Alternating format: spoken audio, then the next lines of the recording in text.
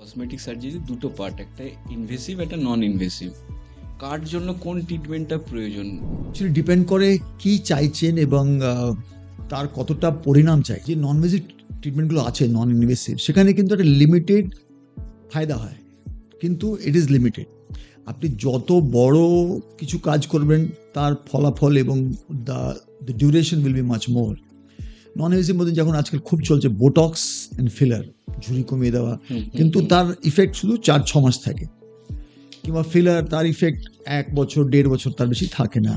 এগুলো time spend কিরকম থাকে? বোটক্স করতে 5-10-15 মিনিট লাগে, ডিপেন্ড করে পেশেন্ট একটু ফাঁসি আছে, আমি প্রাইলক্স লাগিয়ে দিই, একটু বেশি সময় লাগে। আদারওয়াইজ 10-15 মিনিটের মধ্যে। The main thing is for 10-15 minutes and that's all. আপনি সেদিন বাড়ি ফিরে যাবেন, কাজে ফিরে যেতে পারেন এবং সব কিছুই normal, there is no down time. মানে এটা কি যখন বোটক্স বা ফিলার্স করা হয়, তো এতে কি কোনো মুখের কোনো ফেসিয়াল এক্সপ্রেশন বা এগুলো কিছু চেঞ্জ হয় না স্বাভাবিকই থাকে? না, পরিবর্তন হবে, পেশেন্ট তো পরিবর্তন চাইছে, কিন্তু ইমিডিয়েট সব ক্ষেত্রে হয় না।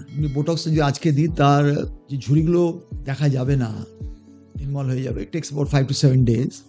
ফিলার অবশ্য সেই সময় জায়গাটা ভরাট হয়ে যায়, কিন্তু পুরোপুরি ওয়াটার অ্যাবজর্ব করে একটা ফুল রেজাল্ট পেতে it again take something between 1 to 2 weeks। এবং মুখে ভালো পরিবর্তন হয় না বলবো না, ভালোই পরিবর্তন হয়, কিন্তু সাময়িক হয়।